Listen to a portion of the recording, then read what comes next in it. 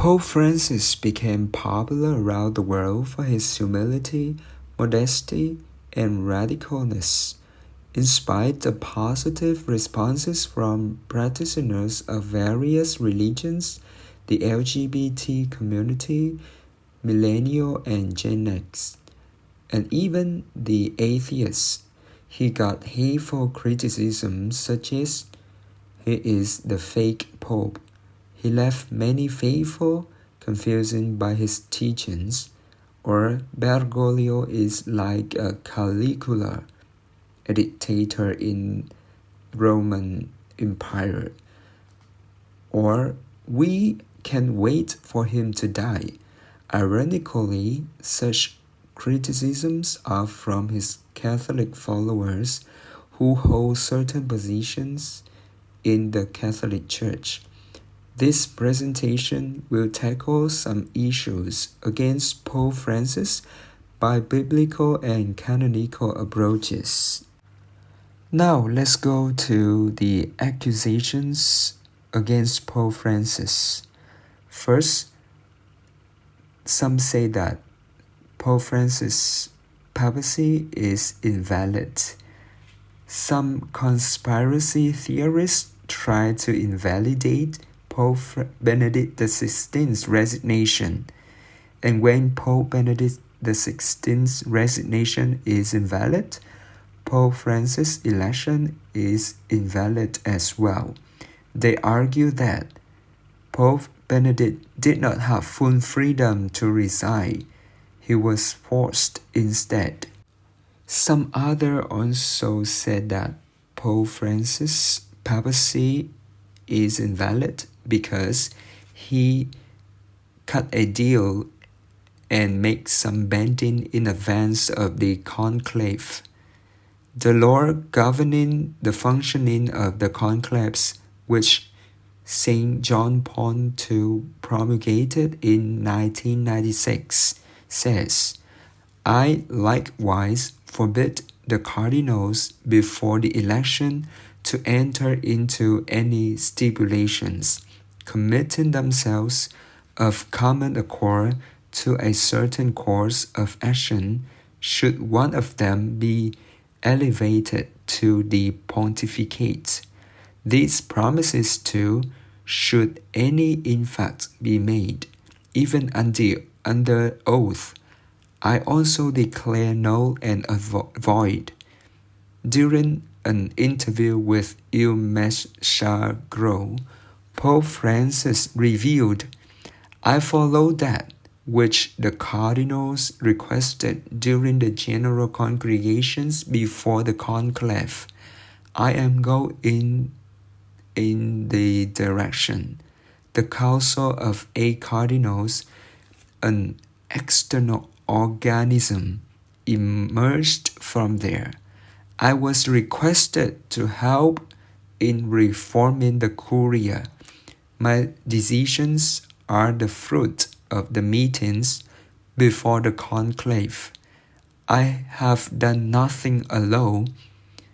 This sounds like Pope Francis' election was invalid because he cut a deal in advance of the conclave to agree to an agenda reforming the church as other cardinals wanted him to. Some also challenged Pope Francis' papacy because they believe he giving the false teachings. Some conservatives have sharply criticized Pope Francis, saying he has left many faithful confused by pronouncements that the church should be more welcoming to homosexuals and divorced. Indeed, many Catholics were divided by his teaching about the holy doctrine concerning the 3 sacraments of marriage, confession, and the Eucharist. In chapter 8 of the Apostolic Exhortation, Amoris Laetitia, Pope Francis said, divorced and remarried Catholics should be admitted to Holy Communion in certain circumstances, This made communities of the faithful confused and divided. In order to clarify, a group of 4 cardinals sent an appeal letter to Pope to express their concern. They wished Pope Francis to clarify how come the divorced and remarried can access to the Holy Eucharist for those who objectively and publicly live in a situation of grave sin and intend to remain in it. Now we go to the biblical foundation for the papacy. We know from tradition in the practice of the church that yes, the Bishop of Rome was seen as the successor of Peter. We even have Irenaeus of Lyon talking about a list of successors of Peter in the city of Rome. And we know from practice that there were times that usually the Pope was seen as the final arbiter, especially when there were ecclesiastical disputes. But let us now turn to what written tradition says, or what we can see from Scripture. And I would like to begin first with the Old Testament. No? So we start first with the Rock of Moriah, as you could see in the slide. In the second book of Chronicles, chapter 3, verse 1, Solomon, the son of David, builds the temple on the Mount of Moriah. In fact, there was a foundation rock right there in the Mount of Moriah, and that was the site of the Holy of Holies. You see that in the Talmud. No? The Talmud recounts, that's the rabbinical commentaries, the Talmud recounts that in the temple, it was built with the foundational rock, the Rock of Moriah, and that's where the Holy of Holies was, the holiest part of the temple. No? But what does Jesus do in Matthew chapter 16? Jesus, the son of David, like Solomon, builds his church on Peter, the rock, as the foundation. So as you could see in this slide, here's a picture of what the rock was. This is the rock, the foundational rock of the Temple of Jerusalem, which is now in a mosque. That's originally the foundational rock of the temple, but now it's inside. It's now inside a mosque. But that's what it is. That is the rock. And that is Peter's role as the rock. Next, the prime minister of the Davidic kingdom. In the Old Testament, Solomon had 12 ministers to assist him in governing. In the same way, Jesus, the Messiah, the son of David, had 12 apostles as a reference to that. But the king also had a prime minister to represent him as his vicar in all transactions and matters of governance. This was symbolized by the keys given to Eliakim in Isaiah 22. The prime minister represented the king and ruled over the household in 2nd Book of Kings. Jesus gives Peter the keys to the kingdom with that same power and authority of the Davidic prime minister in Matthew chapter 16 verse 19. He and his successors in office have a role to play in guarding the unity of the church regardless of their shortcomings. So now, biblical response to the accusations. First, only God and King can remove the prime minister from office, just like in Isaiah 22 verses 15 to 19. Shebna did not prepare the kingdom for war. He used his time in office just to make himself a bit richer or to prepare a tomb for himself. I mean, he wasn't doing his job. Huh? He had a job to protect the interests of the king and to prepare the kingdom of Judah for war.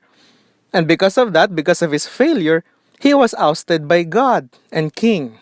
So we can say the same. Christ alone is our king, our mediator, our Lord, the mediator with the Father.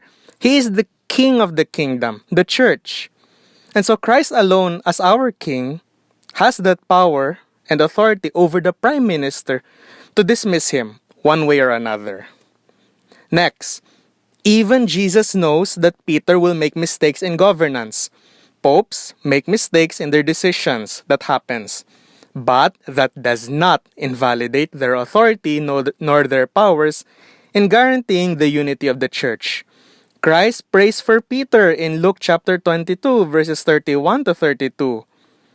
Simon Satan has demanded of you to sift you like wheat, but I have prayed for you, so that when you rise, you will stand, you will rise, and you will turn and strengthen the brethren. So, this extends to all of his successors. Jesus knows that Peter will make mistakes along the way. And he needs to rise, he needs to turn once more, he needs a conversion as well, so that he can strengthen the brethren in their unity. So, what does that mean for us? No, with the words of Jesus, there will be times the Pope can make mistakes, and there will be times we might disagree with the Pope with regards to his actions, the prudence of the way he does things or his style. But I argue that they do not invalidate the mission given to him from God. And his papacy stands because of the king, regardless of his possible shortcomings. Canon law, Canon 212, Section 3, says this: of course, we all have a right to criticize or to make our opinions known to our sacred pastors. And surely we can criticize the Pope in a very healthy and respectful way. No? But we have to keep in mind and distinguish that this does not invalidate, and we cannot invalidate his papacy nor separate ecclesial communion with him. Now let's go to the canonical response to the accusations. First, about the invalidity of Pope Benedict XVI's resignation. According to Canon Law number 332, section 2, if it happens that the Roman Pontiff resigns his office, it is required for validity that the resignation is made freely and properly manifested, but not that it is accepted by anyone. So we all know what happened on February 10, 2013. Pope Benedict XVI announced his papacy governance would end on February 28 the same year. Pope Benedict XVI was in sound mind and spirit when he announced his resignation. It was from his free will, and nothing could go against it, despite the conspiracies of underlying reasons and underground power in Vatican. So here is what he said. I am well aware that this ministry, due to its essential spiritual nature, must be carried out not only with words and deeds, but no less with prayer and suffering. However, in today's world, subject to many rapid changes and shaken by questions of deep relevance for the life of faith, in order to govern the bark of St. Peter and proclaim the gospel, both strength of mind and body are necessary.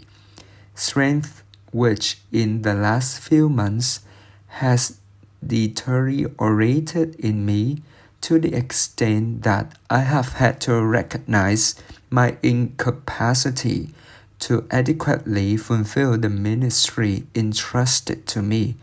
For this reason, and well aware of the seriousness of this act, with full freedom, I declare that I renounce the ministry of Bishop of Rome, successor of St. Peter. The conspiracy theories are groundless even when they reinforce. I have full freedom is what a coerced person would be forced to say. Now let's go to see what canon law say about the validity of the papacy. So canon law 331 says, the Bishop of Roman Church, in whom continues the office given by the Lord uniquely to Peter, the first of the apostles, and to be transmitted to his successors, in the head of the College of Bishops, the vicar of Christ, and the pastor of the universal church on earth. By virtue of his office, he possesses supreme, full, immediate, and universal ordinary power in the church, which he is always able to exercise freely. Canon Law number 332, section 1 also said, the Roman pontiff obtains full and supreme power in the church by his acceptance of legitimate election, together with episcopal consecration. Therefore, a person elected to the supreme pontificate, who is marked with episcopal character, obtains this power from the moment of acceptance. If the person elected lacks episcopal character, however, he is to be ordained a bishop immediately. By the time Cardinal Bergoglio was elected, he had already been ordained bishop and created cardinal by Pope John Paul II. Therefore, he was eligible for the supreme pontificate. In addition, nothing against the conclave was or leaking of the conclave secrecy was reported. Therefore, the papacy of Pope Francis is canonical valid. And about banning a group of cardinals before the conclave, Chapter 2 about the congregation of the cardinals in preparation for the election of the Supreme Pontiff in Universi Dominici Gregis can make things clear.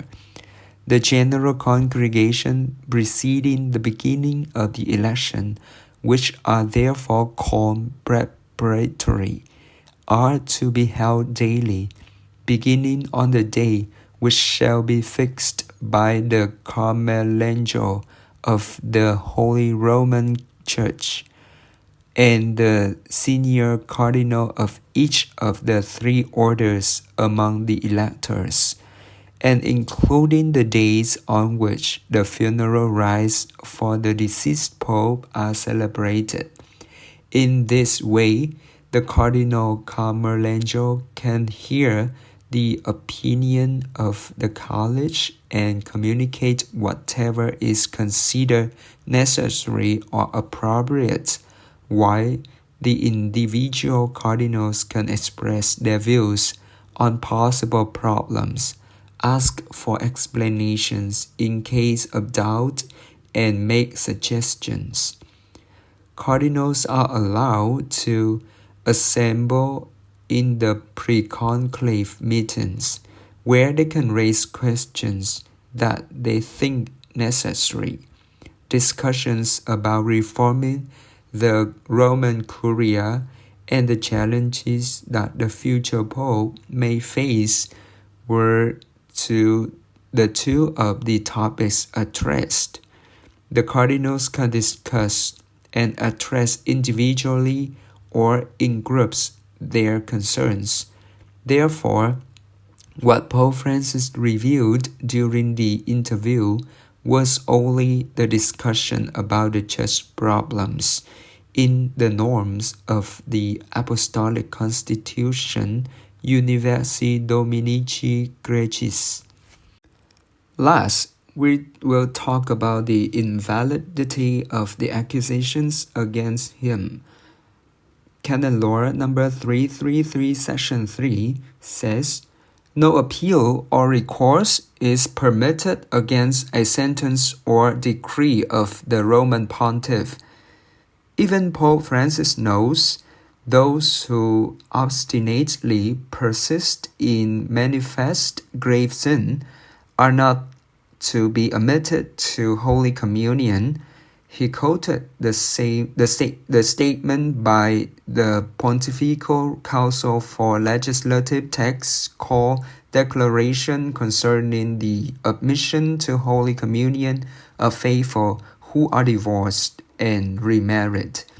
A negative judgment about an objective situation does not imply a judgment about the imputability or culpability of the person. He's the Pope anyway, so he can choose what to emphasize. Pope Francis invokes a passage from Gaudium et Spes to eliminate the brother and sister solution as a feasible option. Many people, knowing and accepting the possibility of living as brothers and sisters, which the Church offers them, point out that if certain expressions of intimacy are lacking, it often happens that faithfulness is endangered and the good of the children suffers. The brother and sister solution, which the divorced and remarried take on themselves, the duty to live in complete continence, that is, by abstinence from the acts proper to married couples, can be the answer. And that was the last point of our presentation. Thank you for listening.